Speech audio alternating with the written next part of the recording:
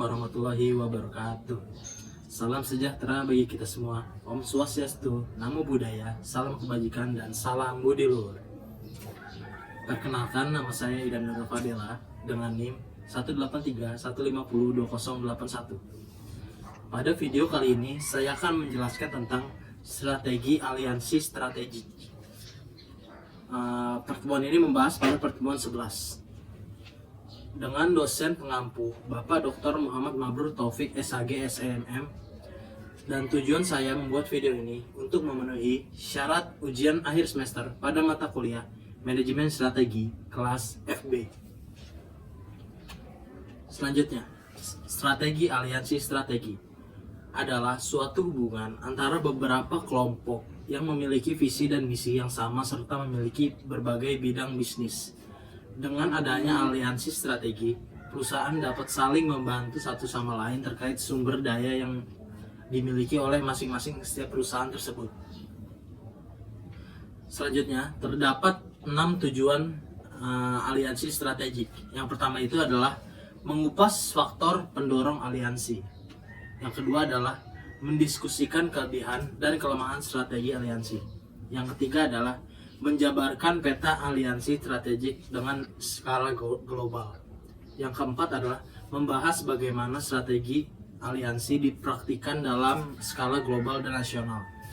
Yang kelima adalah membahas aliansi strategi yang diterapkan dalam KLM dan Norwoods. Yang keenam adalah menelusuri strategi aliansi yang ditetapkan oleh Grup Salim.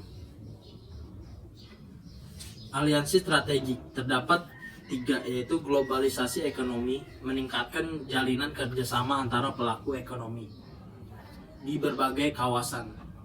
Yang kedua, syarat aliansi, bergeser fokus perhatian dari ROI atau Return of Investment menjadi ROS atau Return on Sale. Yang ketiga adalah tujuan aliansi strategik adalah memungkinkan suatu perusahaan atau grup untuk mencapai tujuannya tertentu yang tidak dapat dicapai oleh usahanya sendiri. Terdapat 2 faktor aliansi strategik diantaranya 5 faktor pendorong eksternal. Yang pertama itu adalah proses globalisasi menjadi kekuatan utama di balik pertumbuhan aktivitas nilai tambah lintas batas negara, yang juga meningkatkan saling ketergantungan ekonomi. Yang kedua adalah meningkatkan internasionalisasi dan persaingan, menimbulkan kebutuhan untuk bekerja secara regional. Yang ketiga adalah perkembangan teknologi yang cepat, siklus umur produk yang lebih pendek, dan dikenakan biaya litbang mendorong perusahaan-perusahaan untuk mewujudkan riset bersama dan berbagai sumber daya yang sangat langka. Yang keempat, munculnya pesaing baru dalam bisnis tradisional memaksa perusahaan yang ada untuk membina hubungan dan memperluas jaringan yang erat. Dan yang terakhir, pergeseran dari produk menuju kompetensi memaksa perusahaan keluar dan mencari pengetahuan yang saling melengkapi dan kompetensi yang baru.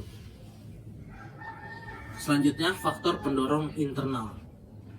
Ada 2, yaitu adanya kebutuhan untuk bekerja sama dan fleksibilitas kompetisi ini, dan juga insentif yang berasal dari otonomi pada waktu yang sama, memanfaatkan sumber daya yang saling melengkapi bagi pembelajaran dan efisiensi.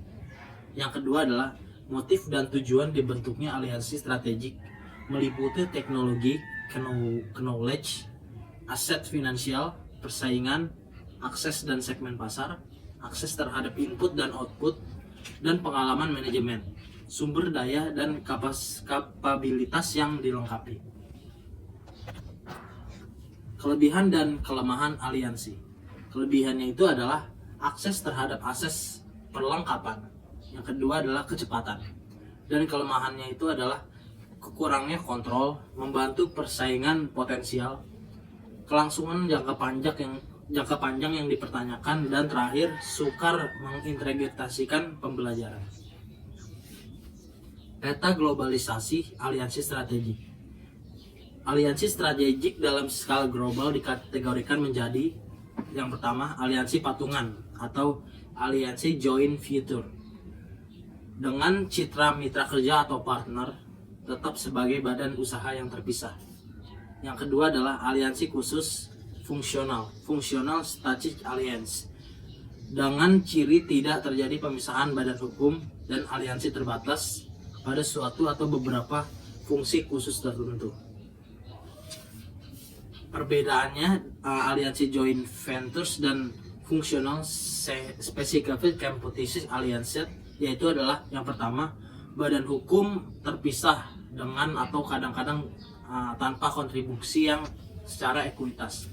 Yang kedua adalah kerjasama dapat terbatas pada suatu fungsi dan mencakup fungsi yang luas. Yang ketiga adalah bagi partner untuk bekerja sama dalam suatu produk atau segmen pasar tertentu, sementara pada saat yang tetap beroperasi sebagai pasar di pasar yang lain. Nah, untuk fungsional spesifik kompetisi aliansa yaitu badan hukumnya tidak terpisah, kerjasama terbatas pada suatu atau sejumlah fungsi tertentu, misalnya dalam bidang litbang, persetujuan distribusi silang, persetujuan literasi atau lisensi silang, persetujuan kerjasama manufaktur, dan joint binding. Aliansi strategik KLM non-words. Jenis elemen aliansi patungan KLM non-words berserta contohnya yaitu jenis kemitraan, kesepakatan patungan namun tanpa badan hukum yang baru. Yang kedua adalah kontrak jenis perjanjian, kontrak Everent yaitu tahun 2010 sampai 2007, maka dapat membatalkan aliansi tersebut dalam pemberitahuan dalam jangka 3 tahun. Ketergantungan, KLM dan Northwest masih saling perusahaan yang saling tergantungan dan juga kadang terpisah. Mengurangi ketidakpastian, tercapainya target transatlantik. Selanjutnya, minat umum keduanya dalam pasar yaitu sama, koordinasi dan pelaksanaan penuh dengan perjualan bersama. Fokus aktivitas yaitu penumpang dan usaha kargo. Pengaruh yaitu komitmen dan pengendalian aliansi. Dan terakhir adalah dampak finansial, yaitu pembagian kontribusi pendapatan minimal 50% dan 50%. Aliansi strategik non KLM non-words, yaitu pelajaran yang dapat dipetik dalam aliansi ini adalah fase formasi. Kedua perusahaan penerbangan mempunyai motivasi yang sama, yaitu perluasan jaringan di seluruh dunia, perbaikan dalam pendapatan bisnis, dan mencapai suatu tingkat biaya yang secara kompetitif. Nah, yang kedua itu adalah fase operasi, yaitu variabel yang diperhatikan, yaitu secara yang pertama kontribusi mitra bisnis, yang kedua itu adalah pengendalian, yang ketiga adalah wilayah yang rawan akan konflik dan hubungan dengan kontribusi mitra kerja yang saling bergantungan dan saling secara pengendaliannya bersama. Dan yang terakhir adalah peranan komunikasi dalam aliansi. Dan yang terakhir adalah fase evaluasi. Kedua perusahaan sangat optimis dan memandang positif aliansi ini. Kedua perusahaan itu juga menyatakan bahwa mereka memiliki komitmen jangka panjang.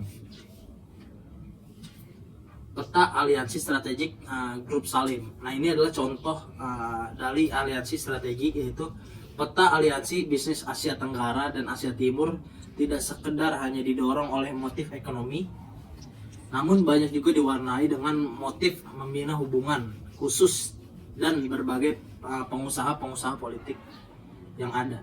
Nah, itu adalah yang kedua itu ada development stage, berjalannya mekanisme dan pasar, tetapi negara atau pemerintahan pada saat sama melakukan campur tangan yang aktif dalam perekonomian yang ada. Nah, peta aliansi strategik Grup Salim ini yaitu melakukan diversifikasi melalui bank dan semen, industri batu bara, baja, otomotif, kimia, kayu, estatril, makanan, dan agrobisnis.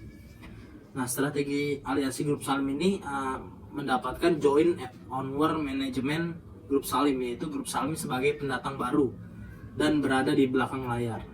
Yang kedua adalah Lim Investor. Nah, ini setelah Grup Salim itu dinaungi dengan Lim Investor, yaitu Grup Salim menjadi pelopor dalam bidang bisnis yang baru. Dan yang terakhir adalah strategi aliansi dikombinasikan dalam mendorong pasar baik dengan strategi integrasi horizontal maupun integrasi vertikal. Nah, demikian pemaparan materi dari saya. Kurang lebihnya mohon maaf. Wassalamualaikum warahmatullahi wabarakatuh. Salam budi luhur.